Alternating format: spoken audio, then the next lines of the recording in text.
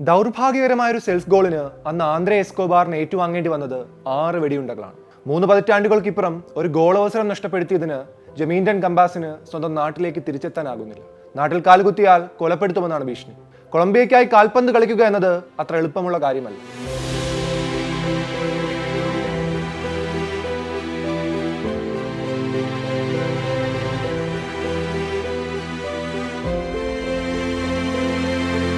The gentleman എന്നറിയപ്പെട്ടിരുന്ന football, കളത്തിൽ ശാന്തത കൈവിടാത്ത നേതൃപാടവമുള്ള ഡിഫൻഡർ. ഇറ്റാലിയൻ വമ്പന്മാരായ AC മിലാൻ അവരുടെ ഇതിഹാസ താരം ഫ്രാങ്കോ ബരേസിക്ക് പകരക്കാരനായി കണ്ടുവച്ചിരുന്ന കളിക്കാരൻ. 1994 അമേരിക്കൻ ലോകകപ്പിന് മുമ്പ് കൊളംബിയൻ പ്രതിരോധ നിര താരം ആന്ദ്രേ എസ്കോബാറിന്റെ ജീവിതം ഇങ്ങനെയായിരുന്നു. ഒരു മത്സരം, ഒരു നിമിഷം, ഒരു പിഴവ്, അവിടെ അവസാനിച്ചു എല്ലാം. ആതിഥേയർക്കെതിരായ ജീവൻ മരണ ഗ്രൂപ്പ് സ്റ്റേജ് മത്സരത്തിൽ ആദ്യ പകുതിയിൽ സംഭവിച്ച ഒരു ഓൺ ഗോൾ. യൂട്യൂബിൽ മത്സരത്തിന്റെ വീഡിയോ കണ്ടാൽ മനസ്സിലാകും. തികച്ചും ദൗർഭാഗ്യകരമായ ഒരു സംഭവം മാത്രമായിരുന്നു അത്. അപകടകരമായ ഒരു ക്രോസിനെ തട്ടിയകറ്റാനുള്ള എസ്കോബാറിന്റെ ശ്രമം അന്ന് US ലീഡ് നൽകി. മത്സരം പിന്നീട് 2-1 ആതിഥേയർ വിജയിക്കുകയും കൊളംബിയയ്ക്ക് നാട്ടിലേക്കുള്ള മടക്ക ടിക്കറ്റ് നൽകുകയും ചെയ്തു. ടൂർണമെന്റിലെ കറുത്ത കുതിരകളാകുമെന്ന് കരുതിയ കൊളംബിയയുടെ പുറത്താകൽ ആരാധകരിൽ കടുത്ത അമർഷമുണ്ടാക്കി. എസ്കോബാറിന് നിരന്തരം ഭീഷണി സന്ദേശങ്ങൾ എത്തി. പുറത്തിറങ്ങിയാൽ കൊലപ്പെടുത്തുമെന്നായിരുന്നു കൂടുതൽ സന്ദേശങ്ങളുടെയും ഉള്ളടക്കം. ഒരൊറ്റ പിഴവ് കൊണ്ടൊന്നും നിന്റെ കരിയർ ആരും അളക്കാൻ പോകുന്നില്ലെന്നൊക്കെ കുടുംബം അയാളെ ആശ്വസിപ്പിക്കാൻ ശ്രമിച്ചിരുന്നു.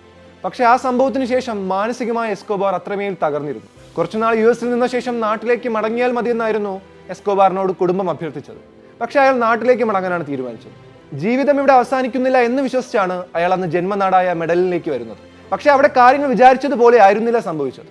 നൈറ്റ് ക്ലബിൽ നിന്നിറങ്ങിയ എസ്കോബാറിനെ ലഹരി മാഫിയയിൽപ്പെട്ട ചിലർ അന്ന് മനഃപൂർവ്വം പ്രകോപിപ്പിച്ചു. ബെറ്റിങ്ങിലോ മറ്റോ തോറ്റവരായിരുന്നു അവർ.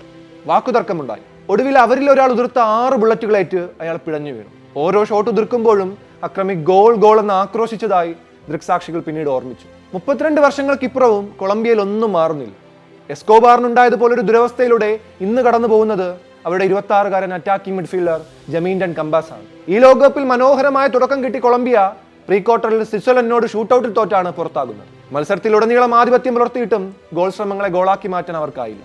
എന്നാൽ മത്സരത്തിന്റെ അധിക സമയത്ത്, കൃത്യമായി പറഞ്ഞാൽ 115-ാം മിനിറ്റിൽ സ്വിസ് ഗോൾ ഗ്രിഗർ കൊബേൽ മാത്രം മുന്നിലുള്ളപ്പോൾ ലഭിച്ചൊരു ഗോളവസരം കമ്പാസ് പാഴാക്കി. ഷോട്ട് ക്രോസ് ബാറിന് മുകളിലേക്ക് പറന്നു. നിരാശയിൽ അന്ന് കമ്പാസ് മുഖം പൊത്തി നിന്നു. മത്സരമൊടുവിൽ ഷൂട്ടൌട്ടിൽ സ്വിറ്റ്സർലൻഡ് പിടിച്ചെടുത്തു. മത്സരത്തിന്റെ സമ്മർദ്ദത്തിൽ ഏതൊരു മനുഷ്യനും സംഭവിക്കാവുന്ന ഒരു പിഴവ് തന്നെയായിരുന്നു കമ്പാസിന്റേത്. പിന്നാലെ തന്റെ സമൂഹ മാധ്യമ പ്രൊഫൈലിൽ അയാൾ ഇങ്ങനെ എഴുതി: എന്റെ കൊളംബിയ, കടുപ്പമേറിയ നിമിഷങ്ങളാൽ നിർമ്മിക്കപ്പെട്ട ഗെയിമാണിത്.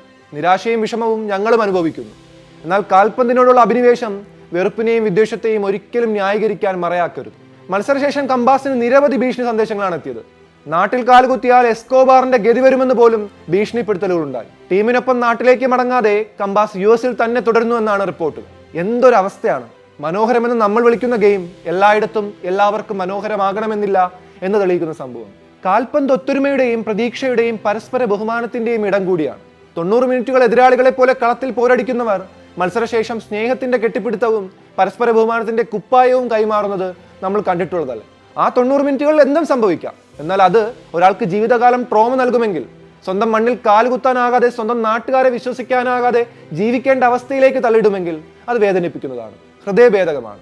തോറ്റുമടങ്ങുന്നവരെ വെറുപ്പിന്റെ ഭീഷണികൾ കൊണ്ടല്ല, പ്രതീക്ഷയുടെ വാക്കുകൾ കൊണ്ടാണ് സ്വീകരിക്കേണ്ടത്.